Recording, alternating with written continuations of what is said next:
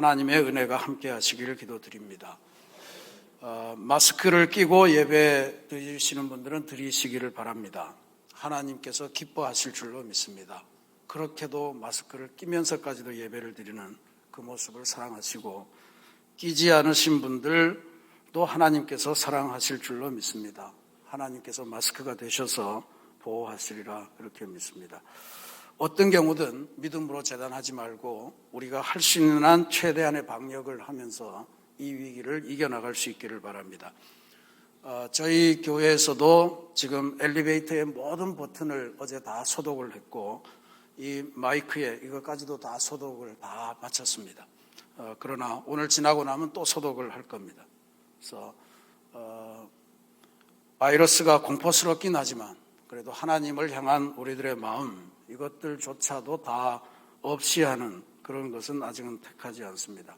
우리 한번 오늘 오후에 남녀 선교회, 또 청장년 선교회, 젊은이 교회 임명예배와 평신도 1일 영성 세미나도 전부 다 마스크를 끼고 우리가 한번 같이 해보십시다.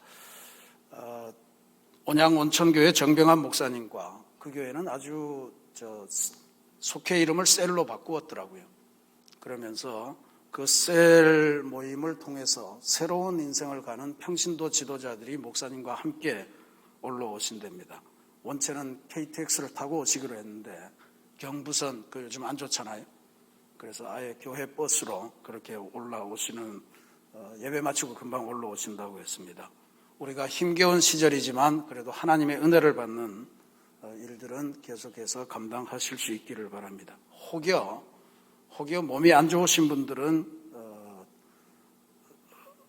스스로 격리하시면서 댁에서 은혜를 받으시면 좋겠다 하는 말씀을 드립니다.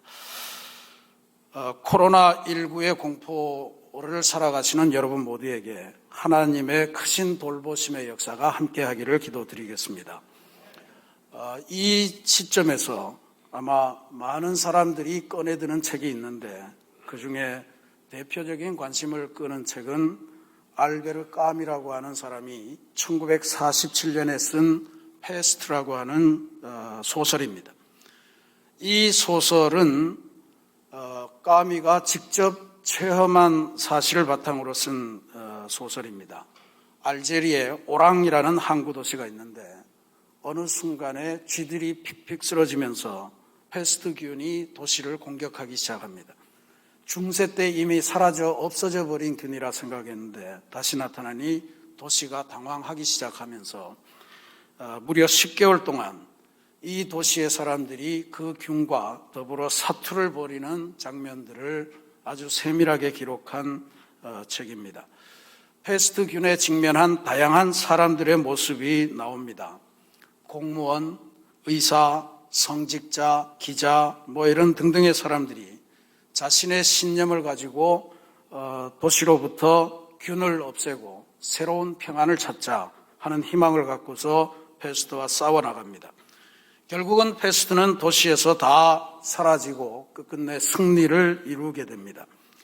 근데 이 안에 많은 사람들이 나오는데 이 작품 안에 저는 특별히 관심을 갖게 되는 인물이 두 명인데 아주 대조적입니다.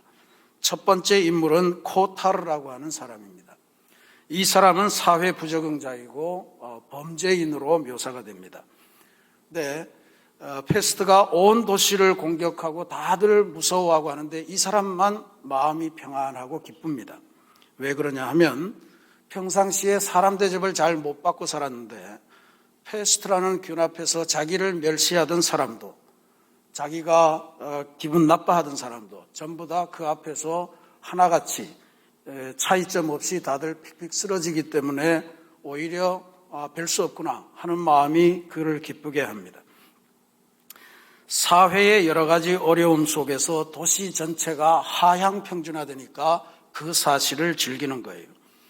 이게 딱 맞는 비유일지는 모르겠지만 오늘날 코로나19 사태 속에서도 의외로 기뻐하는 사람들, 또 엉뚱한 곳에서 기쁨을 찾으려고 하는 무리들이 있는 것도 사실일 겁니다. 대표적으로 마스크나 방역 제품들을 매점 매석해서 이 상황의 어려움, 공포를 이용해서 돈을 벌어보겠다라고 하는 심리는 어쩌면 코타르의 마음을 닮은 것이 아닐까 그렇게 여겨집니다. 또 한 명의 사람은 랑베르라고 하는 기자입니다. 그는 파리에서 알제리로 취재를 왔다가 오랑에 들렀었다가 꼼짝없이 갇히게 된 사람입니다. 처음에는 페스트가 공격하니 그는 오랑을 혼자서라도 어떻게 탈출해야 되겠다. 그래서 의사를 찾아가서 페스트에 감염되지 않았다는 진단서를 떼주라. 이렇게 실랑이를 벌이다가 결국은 그의 마음을 접습니다. 그의 마음 속에 이런 생각이 스며들었기 때문에 그랬습니다. 파리에 돌아가야 그의 사랑하는 아내를 만나게 되는데 그 아내를 만나기 위해서 처음에는 돌아가려고 갖은 수를 쓰지만 이내 마음을 접게 된 이유는 내가 이 죽음의 도시를 나 혼자서 간신히 탈출해 나왔다면 그 부끄러운 모습을 내 사랑하는 아내에게 어떻게 보여줄까 하는 마음이 그의 마음을 지배하기 시작했습니다. 결국 그는 탈출하지 않고 도시에 남기로 결정하고 페스트로 고통당하는 사람들을 돕고 싸우기로 작정을 합니다.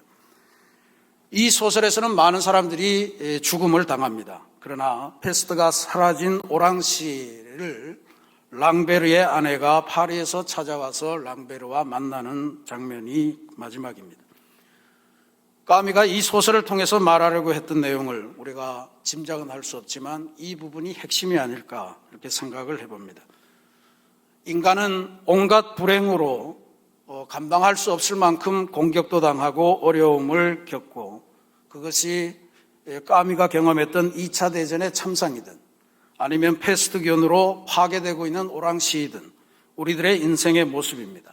사람들은 점점 사랑하는 이들과의 작별에 익숙해지고 어쩔 수 없구나. 죽음은 모두를 평등하게 만들고 우리를 공격하는구나.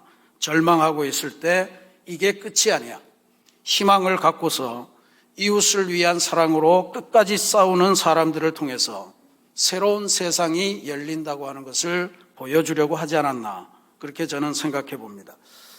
이 세상을 살아가되 또 다른 세상의 소망을 갖고서 살아가는 사람, 그 사람들이 새 역사를 이룬다는 메시지를 주는 것이라 그렇게 생각합니다. 우리가 믿고 의지하는 성경 말씀은 언제나 우리들에게 말씀하기를 이 세계와는 또 다른 차원의 세계, 영적인 세계가 있음을 우리들에게 늘 증언하고 있습니다. 믿음의 장으로 불리는 히브리서 11장 말씀은 이 세상 속에서 고난과 시련의 항복판을 살아가면서도 또 다른 하늘 세계가 있음을 확신하며 이 세상의 어려움들을 이기고 나갔던 믿음의 조상들의 삶을 하나하나 소개해 줍니다. 아브라함은 풍족한 재산과 그리고 많은 누릴 것들이 있었지만 하나님께서 주신 약속, 하나님께서 보여주시는 그 땅의 비전만을 가지고 현실의 모든 것을 접고 새로운 길을 떠났습니다. 야곱이라고 하는 사람은 죽음을 피해서 도망가는 그 도망길에서 객지에 한대잠을 자면서 한밤중에 꿈속에서 땅과 하늘의 두 세계가 이어지는 사닥다리를 발견했고 그 사닥다리 위로 천사들이 오르락 내리락 하는 비전을 보면서 내가 가장 괴로운 지금 이곳이 하늘로 통하는 문이로구나 하는 사실을 깨닫고 함성을 질렀습니다. 그리고 그 자리에서 예배를 드렸다 성경은 기록합니다. 에스겔은 하늘이 열리며 하늘의 비전을 내게 보이시니 라고 하는 환상을 대한 후에 예언자의 삶을 결단하고 살아갔습니다. 엘리야는 불병거를 타고 이 땅에서 다른 세상으로 건너갔다고 기록하고 또 예수님께서도 이러한 이스라엘 지도자들의 영적인 세계를 계승하면서 우리들에게 나타나신 것이 주현절에 우리가 묵상하셨던 내용입니다. 주님께서 세례 받으실 때 성령이 비둘기처럼 주님의 어깨에 내려앉았다 그랬습니다. 그리고 하늘의 문이 열리고 하늘에서 음성이 들려왔는데 이는 내 사랑하는 아들이요 내가 기뻐하는 자라라고 하는 음성이었습니다. 강가에서 들렸던 그 하늘 음성이 오늘 우리가 봉독한 성경 말씀을 통해서는 높은 산에서 다시 한 번 더 울려 퍼졌습니다. 이는 내 사랑하는 아들이요 내가 기뻐하는 자라. 너희는 그의 말을 들으라 하는 말씀입니다. 오늘 우리가 봉독한 변화산에서 제자들에게 주님은 놀라운 모습을 보여주십니다. 그러면서 눈에 보이는 세계만이 아니라 눈에 보이지 않는, 우리 눈으로는 볼 수 없는 또 다른 세계가 있음을 증언하고 있습니다. 우리 인간은 유 안에서 죽음이라고 하는 한계를 피해갈 수가 없습니다. 살아있는 동안에 죄의 유혹도 피해갈 수 없는 타락하는 존재입니다.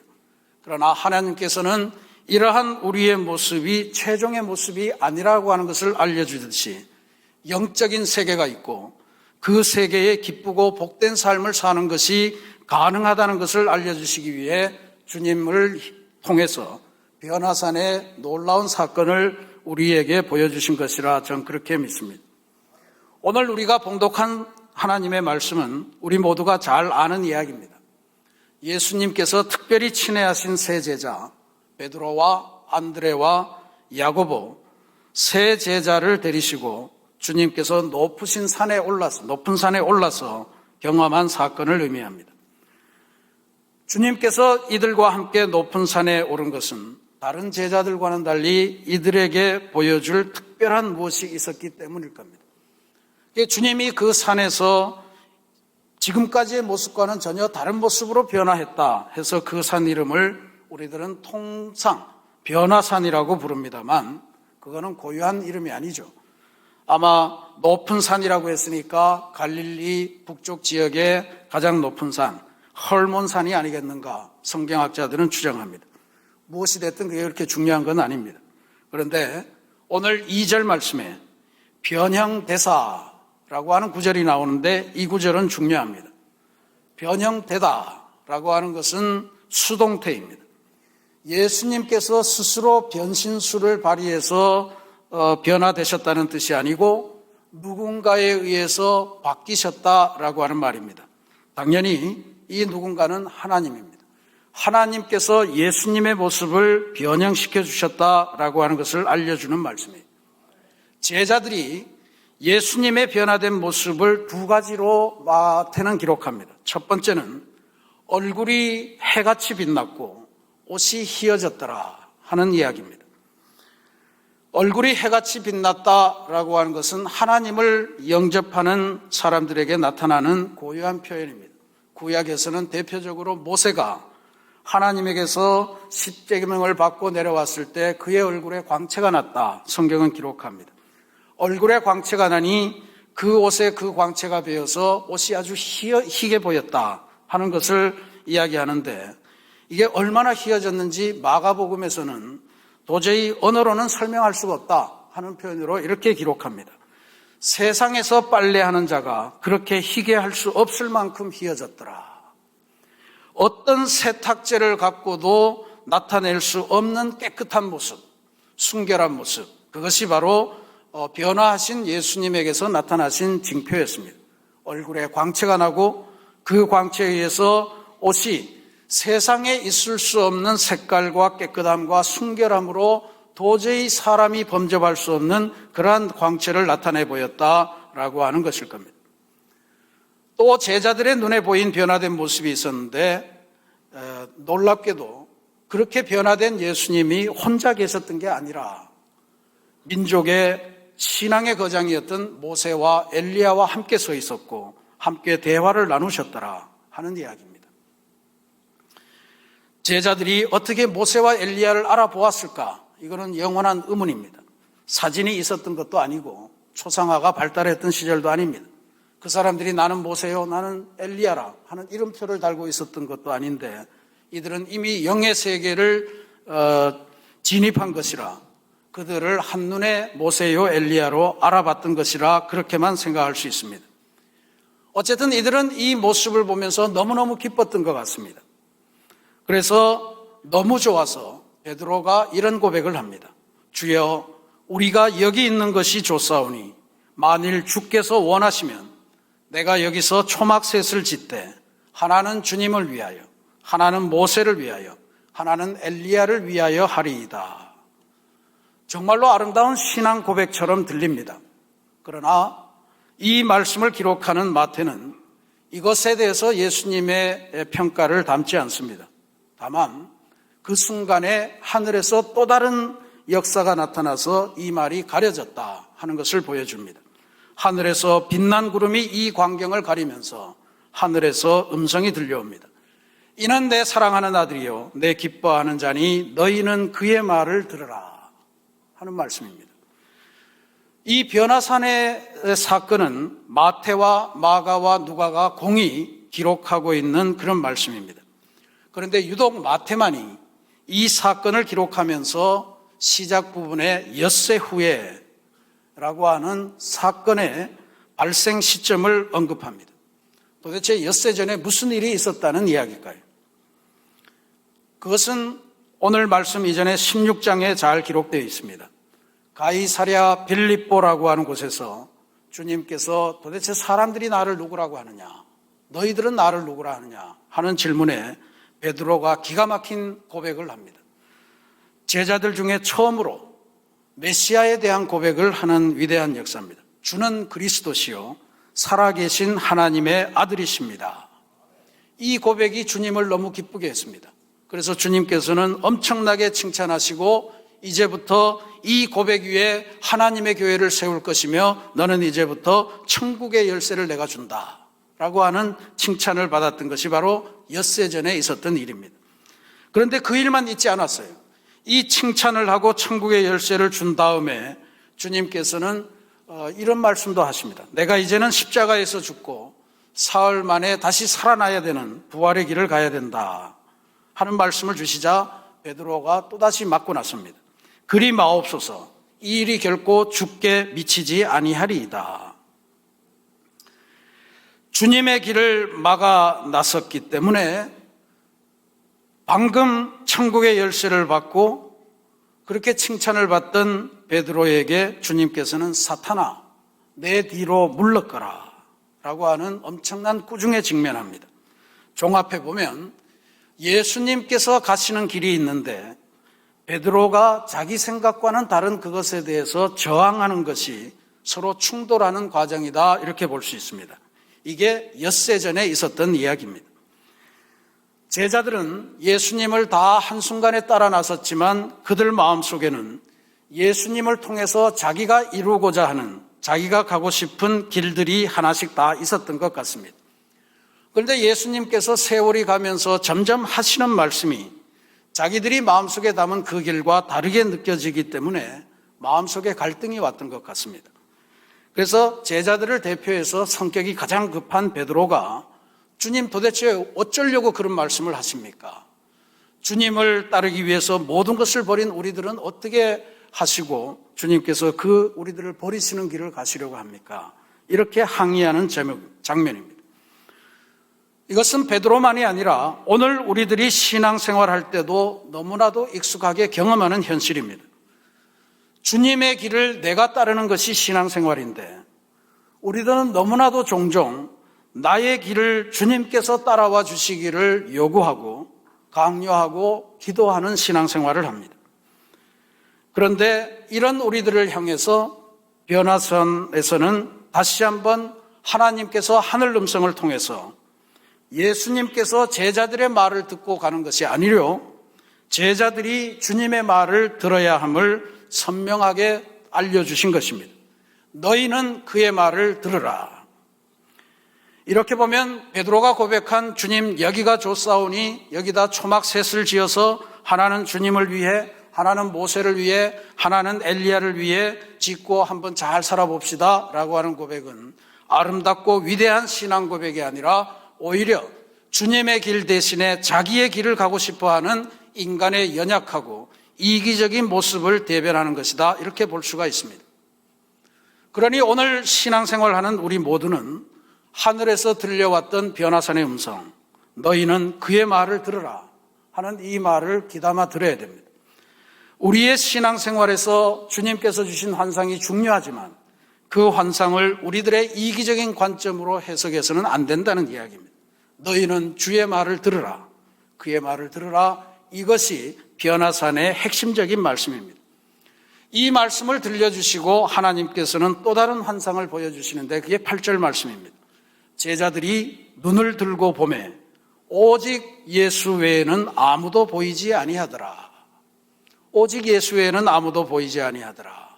이것이 우리 신앙생활이 가야 될 올바른 길입니다. 너희는 그의 말을 들으라. 오직 예수 외에는 아무도 보이지 아니하더라. 예수만 보이더라, 이런 이야기죠. 여러분들의 인생에서 예수만 보이는 그러한 믿음의 여정을 걸어가시기를 부탁드리겠습니다. 신앙생활에서 가장 으뜸되는 것을 꼽으라면 다양한 것이 있겠지만 제일로 중요한 것은 연약한 우리 인생이 창조주 하나님을 만나는 신비로운 체험입니다. 이게 이 세상의 모든 어려움을 이기는 가장 큰 능력이 됩니다. 내가 하나님에게서 직접 뭔가를 받았다. 내가 하나님에게서 직접 능력을 받았다. 하나님이 나를 직접 사랑하신다더라. 이 말씀만큼 우리에게 힘이 되는 역사는 없다는 이야기. 이게 변화산 체험의 아주 중요한 내용입니다. 오직 예수 외에는 아무도 보이지 아니하더라. 이게 중요한 거예요. 근데 우리가 연약한 존재로서 이 세상을 살아가기 때문에 이러한 변화산의 체험이 갈수록 뭔가 굴곡을 겪게 되고 뭔가가 문제가 생기기 시작합니다. 우리들의 마음속에 믿음의 원칙보다는 처세술이 우리의 신앙생활을 덮으면서 올 때가 많습니다. 최근에 어떤 영화를 보니까 마약반 형사를 남편으로 둔 아내 집사님이 남편을 위해서 늘 기도하지 않겠어요? 근데 기도하면서도 그래도 남편이 늘 뭔가를 위해서 싸워야 되고 칼에 맞지는 않을까 이런 걸 염려하다 보니까 이 집사님은 부적을 구해다가 남편의 속옷에 몰래 숨겨두는 그러한 행동을 합니다. 이게 영화 속의 이야기이기만 할까요? 오늘 우리들은 얼마나 많은 경우에 주님 외에도 다른 것을 바라보면서 살아가십니까? 얼마나 많은 경우에 우리들은 주님의 말씀 이외에 세상에서 용하다는 말, 세상에서 좋다는 시쳇말에 휩쓸려서 살아가고 있습니까? 오늘 우리들의 삶이 변화산에서 본 예수님의 영광스러운 모습과 하늘에서 들려온 그 말씀에 온전히 헌신하면서 그것으로 충만한 인생을 살아가기를 기도드리겠습니다. 너희는 그의 말을 들으라. 이 말씀이 중요합니다. 그 예수님이 나도 모르게 내 삶에 다가와서 말 건네주시고 내 손을 잡아주시고 내 마음의 상처를 어루만지시며 위로해 주시는 체험. 그저 아무 생각 없이 살아가고 있었는데 어느덧 나타나서 잘못 가고 있네. 이제는 방향을 돌이켜서 나와 함께 가자구나. 삶의 방향을 전환시켜 주시는 그 은혜가 우리에게 있어야 할 줄로 믿습니다. 내가 바라는 길이 아니고 주님의 길을 갈 수 있도록 주님이 나타나 주시는 체험. 저는 이것이 우리 새신교우들의 주일 예배가 되고 교회에서 체험하는 여러 가지 은혜의 집회가 되어야 할 줄로 믿습니다. 이번 수요일이 성회수요일, 제예수요일이라고 불리는 절기입니다. 이 수요일을 통해서 사순절이 시작됩니다. 제예수요일에는 성회 예식이라는 것을 거행하는데 이번 주 성회수요일은 저희들도 마스크를 끼고 여러분에게 먼지에서 왔으니 먼지로 돌아갈 것입니다. 회개하시고 하나님을 믿으십시오. 수술용 장갑 끼고 여러분들에게 이마에 십자가를 그어드릴 예정입니다. 함께 참여하셔서 사순절의 시작을 은혜롭게 보내시며 이번 사순절이 여러분의 삶에 경험되는 새로운 변화산의 역사가 되기를 간절히 바랍니다. 무엇보다도 영광스러운 모습으로 변모하신 예수님을 만나면서 여러분의 몸과 마음과 여러분의 믿음이 새로운 변화를 이룩하시는 역사가 있기를 부탁드리겠습니다. 특별히 몸에 질병을 가지신 분들, 변화산의 체험을 통해서 그리스도의 영광된 몸의 형체를 입으시고 치유되고 회복되는 역사를 체험하는 시간이 되시기를 바랍니다. 마음의 상처로 고통당하시던 분들, 이제는 주님께서 그 상처를 어루만지셔서 눈처럼 희게 씻겨주시고 이제 밝은 마음으로 세상을 행복하게 살아가시는 은혜도 체험하시기를 부탁드립니다. 무엇보다도 변화산의 체험이 여러분의 믿음을 새로운 차원으로 끌고 가시는 은혜가 충만하기를 기도드립니다. 세상에 하나님을 만나는 체험, 하나님을 만나는 예배, 하나님 하나님과 소통하는 기도의 시간, 이것이 가장 중요한 인생의 시간임을 기억하시고, 그래서 무엇보다도 교회를 오실 때마다, 또 교회의 예배와 집회에 참석하실 때마다, 또 교회의 교우들을 만나서 친교할 때마다 그곳에서 변화산의 위대한 역사를 체험하는 아름다운 은혜가 충만하기를 기도드리겠습니다. 사랑하는 우리 새신교회 성도 여러분, 코로나19라고 하는 바이러스와 싸우는 현재는 눈에 보이는 우리들의 세상은 암울할 수밖에 없다는 것을 알려주는 징표입니다. 그러니 이러한 시대일수록 보이는 것이 전부가 아니요 보이지 않는 영적 세계가 있음과 그 세계는 하나님을 만나는 체험으로 갈 수 있다는 사실을 깨달으시기를 부탁드립니다. 변화산에서 제자들이 보았던 영광스러운 예수님의 모습, 그것이 여러분 가슴에 깊이 담기시기를 부탁드립니다. 그러면 언젠가 지금 이 상태보다 더 어려운 삶의 순간이 우리를 기다릴지 모릅니다. 우리 삶의 굴곡이나 또 삶의 희망이 송두리째 사라지고 절망만으로 가득할 때나 공포와 두려움이 우리 삶에 엄습할 때 우리에게 생각나는 얼굴이 되고 우리에게 들려오시는 음성이 되어서 그 주님의 변화된 모습을 생각하며 승리하는 은혜를 누리시는 그러한 모든 성도님들이 되시기를 주님의 이름으로 축원합니다.